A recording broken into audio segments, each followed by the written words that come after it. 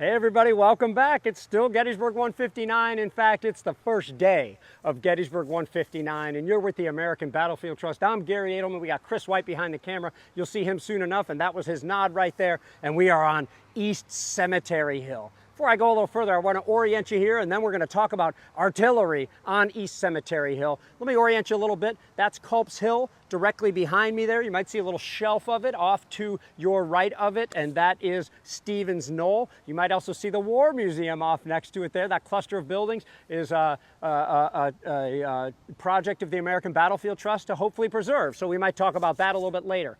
The town of Gettysburg is right behind the camera, and on July 1st, 1863, you know this, the Confederates pushed the Union away from the First Days Field through town, where the Union had already taken position here on Cemetery Hill. That's Cemetery Hill west of the Baltimore Pike and East Cemetery Hill, a designation that came about just weeks after the battle. There's artillery up here, there's infantry, but this area is really well known for an attack that takes place here on the night of July 2nd. We might talk a little bit about that, but first, the first people really up here are artillerymen with some infantry supports here on July 1st, and what do you know, they're here on July 2nd, they're here on July 3rd as well. So let's get into some of these batteries, and we're going to do that first with a guest we haven't had in quite a while. I'm really happy to introduce Dana Schoaf. He's the editor of Civil War Times magazine, a good friend of the American Battlefield Trust. Make sure you follow Civil War Times on Facebook and on their other social channels. Dana? Hey man, thank you.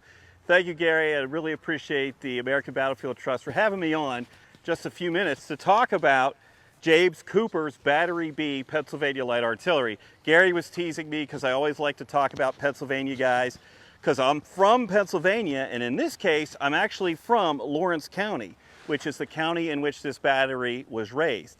I grew up not far from a tiny town called Mount Jackson, and in Mount Jackson, there's a Battery B monument that celebrates the raising of this battery with a couple cannons. And when I was a wee little kid, I always had my parents take me there to look at it. So of course I've got some interest in this cool battery. Now Cooper's battery is going to serve from 61 to 65 all through the war.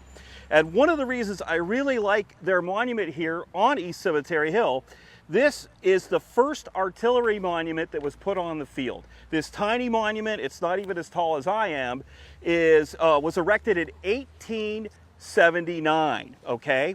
So Cooper's battery is perhaps, I think it's the only battery engaged on all 3 days here at Gettysburg. On the first day, they are fighting in that first day's engagement. They have a stone tablet there on Reynolds Avenue. They fire 400 rounds during the first day's fighting. Then they will come here to East Cemetery Hill, and their guns are going to face to the east, and they're going to be involved in that terrific artillery duel with Latimer's Confederate Battalion on Better's Knoll, or Better's Hill. On July 2, they're going to fire 500 rounds. They're going to run out of ammunition and be withdrawn from this position, taken back to the Artillery Reserve of the Army of Potomac, refitted with ammunition, and then they're going to be put on Cemetery Ridge and help repulse Pickett's charge, fire another 150 rounds on July 3 for a total of 1,050 rounds. So they were pretty well engaged at this fight. So this monument is really cool. Now, it was put up in 1879, the original monument here, but it eroded. It was soft marble. We don't hear about it as much anymore, but the problems with acid rain sort of eroded it, and you could not read it. In 2013, a man named Keith Foote raised money to have this capstone replaced. The veterans put this monument up. It cost $45 in 1879. When it was replaced in 2013, the restoration cost $10,000. It was so badly eroded that when they took it off, they could not read all the panels. And you might have seen during the close-up there, some of the panels here are still blank, because no matter how hard they researched, they could not find exactly what it said on all these facets. And it was so badly eroded, even with laser technology, they could not decipher it. So they just left them blank. And I am sure that that committee, led by Keith Foote, searched diligently. They could not find anything specific to replace this. There's a little clue, though, about what it might have been on one of these panels, okay? This battery is going to pull off Cemetery Hill, as I said, when they run out of ammunition. They're not going to be here during the evening fighting when the Confederates of Avery and Hoke's brigade pour up here and take these positions. Not Avery and Hoke, it's Hoke and Hayes, right, come up and overrun these positions. So they're going to be withdrawn. And Ricketts, James Bruce Ricketts is a commander. Their monument, Ricketts Battery, is just to my left. And he wrote Batchelder a letter, John Batchelder, the first historian of the Battle of Gettysburg, real historian. And he said, hey, I was up on Cemetery Hill and I looked at Cooper's monument. And it says that they were relieved at 7 p.m. And he's like, we relieved them. And we relieved them around 4 in the afternoon. That's wrong. That time of 7 p.m. is wrong. Ricketts writes that letter in now I'm blanking on the date, but he writes it before the other monument goes up here, because in 1889, there's going to be another monument. Okay, I'm sorry, I messed up a little bit. 1883, when he writes that letter, it slipped my mind there. He writes that in 1883 before this second Ricketts Battery monument is put up. So one of these panels must have said something about this battery being relieved around 7 in the evening. Now, fast forward to 1889, you can see this other much larger monument over here. That's also to Cooper's Battery B, but that was put up in 1889 with state money, so it's much bigger. It's much bigger. They had a lot more money to spend, and on that monument, it says they were relieved in the afternoon around 4 p.m.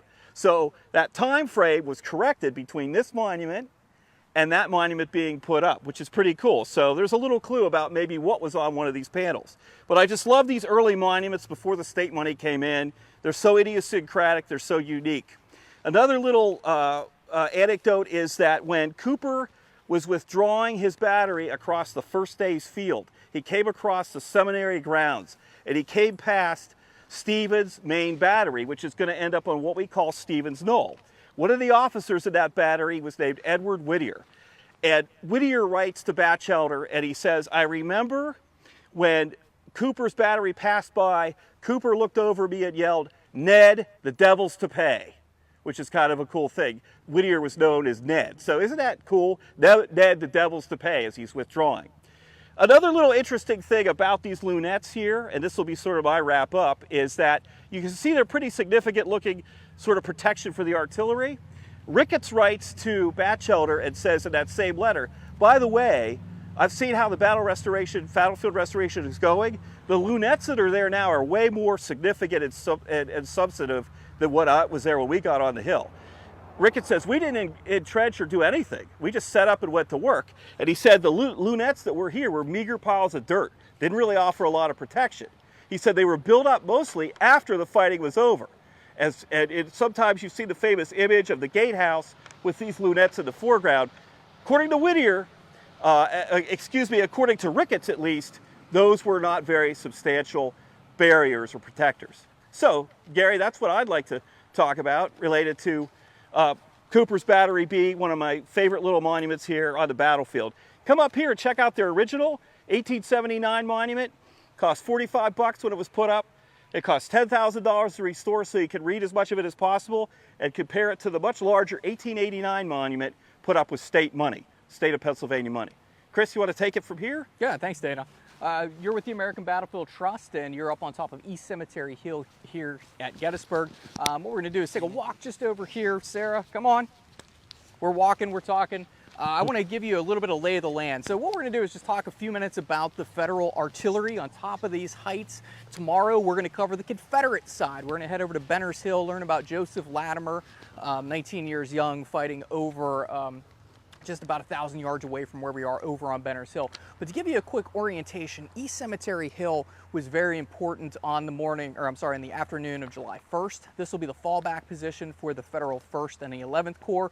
This is towards where the 12th Corps will start to march, and we'll also have the 3rd Corps marching up the Emmitsburg Road. So this will be kind of like the Alamo is the way I put it here at Gettysburg. This will be the last point that they can hold before they would have to fall back, the Federals, towards Maryland. But over towards the very large brick structure, that's the War Museum. If you go to your left just slightly, you'll probably see some trees, and that's a small knoll. Today we call that Stevens Knoll. At the time of the battle, it's called McKnight's Hill. There are 6 guns placed over there, Battery E, 5th Maine Artillery, placed there specifically by a guy named Winfield Scott Hancock. Hancock's the 2nd Corps commander, and Hancock sitting up on top of his horse here on East Cemetery Hill.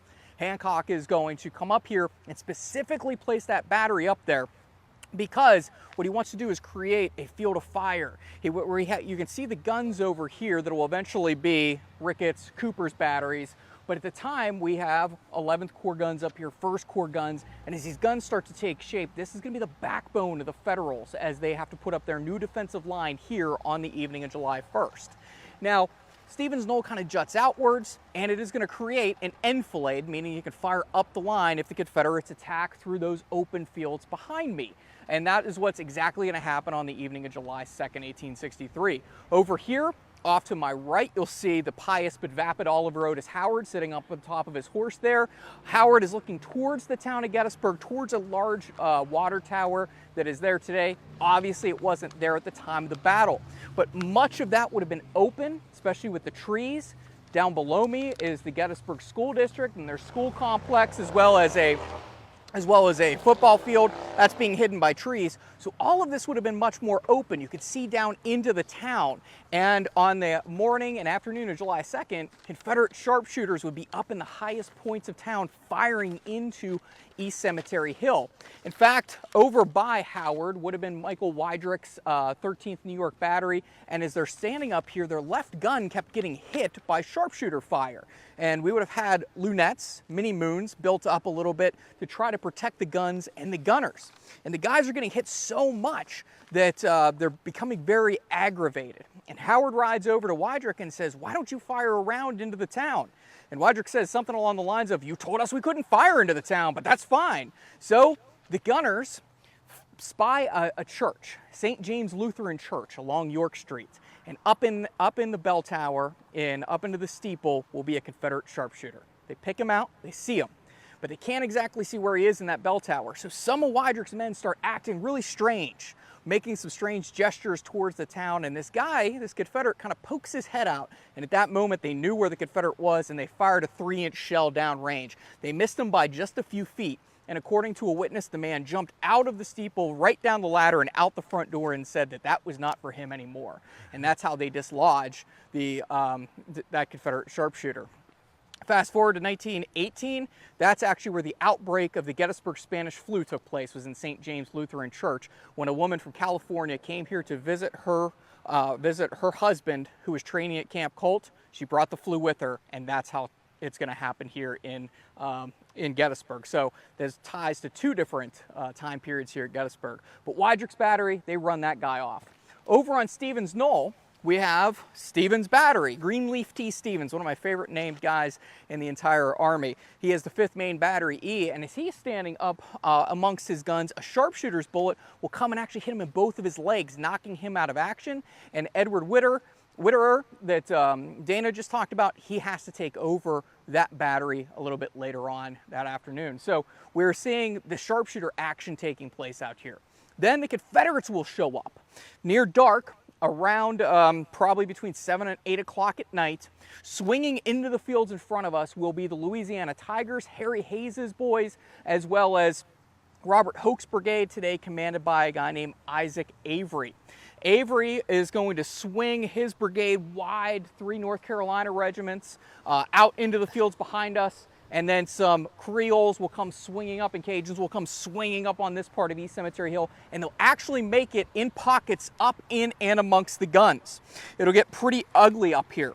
Samuel Tate, the major of the 6th North Carolina, that's Isaac Avery's old command, he's going to say, "But with bayonet, club, muskets, sword, and pistols, and rocks, from the wall, we cleared the heights and silenced the guns." They came up here fighting lunette by lunette, and also along those stone walls that were down below us. Now, as those men advance across the fields, the men of the 5th Maine Battery E had a perfect range. Hancock had placed them out there for a reason. They could enfilade the line, they could rake that line right down the Confederate left flank, and Whitterer said later on that they had an oblique fire on them, meaning the Confederates, and when they were under the steep acclivity of Cemetery Hill, where the guns of the crest could not touch them, the 5th Maine had an inflating fire on their whole left and center. They had called out firing case shot 2.5 degrees, 3-second shells, and they start firing those down range. The idea is that they're hitting the Confederates right in the flank because these guns up here have two problems. Number one, Confederates are getting in and amongst them. But number two, they can't depress their barrels far enough to actually hit what's coming up the hill. So that creates a big problem for them. Over in Weidrick's battery, one guy said that the cannoneers defended themselves desperately with rammers and fence rails, handspikes and stones. They knocked down their intruders. One man jumped up and amongst the guns, and he is going to claim that this battery is ours, one Confederate will, when a Union artilleryman said, "No dis battery insur," and felled him to the ground with a sponge rammer. So this German who's fighting over here in Weidrick's battery is going to take a big sponge rammer, looks like a big Q-tip, and knocks that man down. Another Confederate will jump in front of one of these guns, not very smart, the business end of the gun, and he said, "I take command of this gun." And the Federal response was, "Du sollet sie haben," and that means you should have it. And he pulls the lanyard, and that was the end of that Confederate. It got so desperate here amongst the guns of Ricketts battery, they run out of canister shot, and they start firing what's called rotten shot. They will take a case shot, which explodes, take the fuse out of it, and whenever the gun goes off, they hope that it will ignite the gunpowder instantaneously and explode right at the barrel, right at the mouth of the gun. And that will be a way to improvise canister. It's pretty desperate. Captain Ricketts said one Tiger approached Sergeant Richard Stafford and demanded his surrender. Lieutenant Charles Brockway, being near and forgetting in a hurry that he had a sword, picked up a stone and knocked down the rebel. Stafford then seized the Confederate's gun and shot him. The poor soul must have been alive when Stafford tried to attempt to brain him with his own gun. He picks up the rebel's own gun and starts to try to brain him with it. According to Ricketts, he stepped in and stopped the sergeant to save this poor guy's life. The guidon bearer of Ricketts battery is shot through the stomach. He rides up to Ricketts and asks his captain, "Help me, Captain," before slumping to the ground and dying up here. It'll be just a fearful battle up here on top of these heights. But earlier in the day, there was a great artillery duel. About 40 Union guns taking on about 20 Confederate guns. Those have been the Confederate guns of Joseph Latimer, lobbing shells into this area from their only vantage point that they had on Benner's Hill. It's a terrible artillery position. It's exposed. You can't really make it out today because of all the trees. But it was a terrible position to be in for Latimer, but it's the only position that the Confederates had east of the town to lob shells here on the East Cemetery Ridge.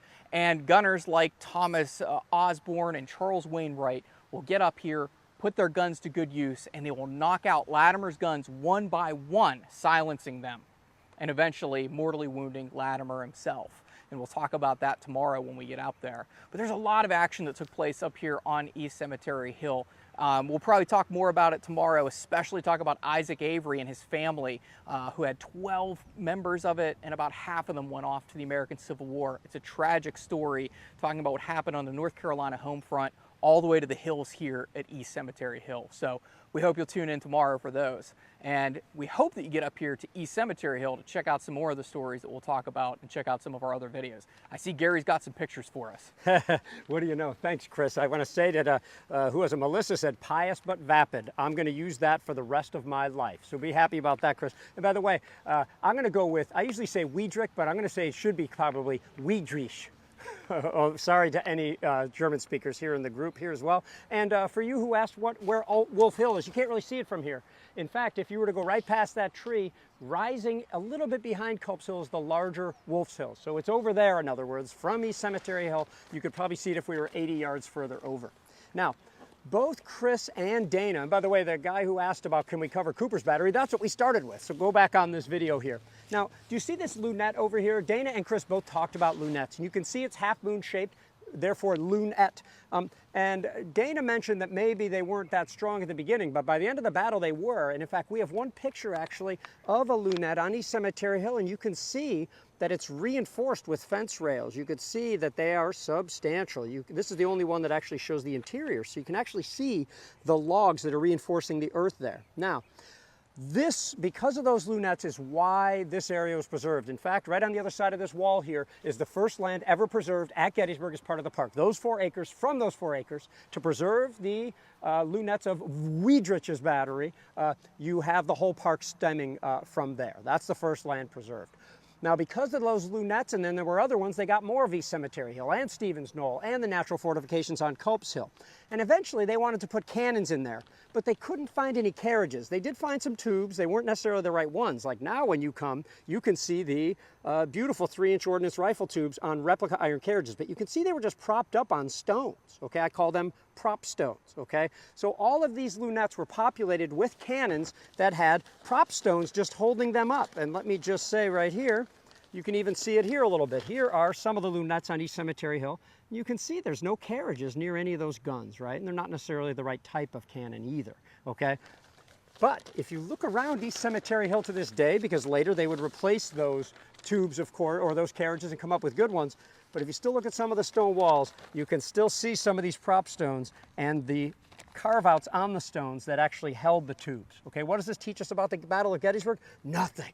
Okay, but it does teach us about the battlefield of Gettysburg, and in fact the craziest theory I'll advance during this whole live this time is that we can only find about 3 or 4 of these prop stones, and we know there were 16 or 17 of them. And we know that there used to be a tower over here where Hancock stands now.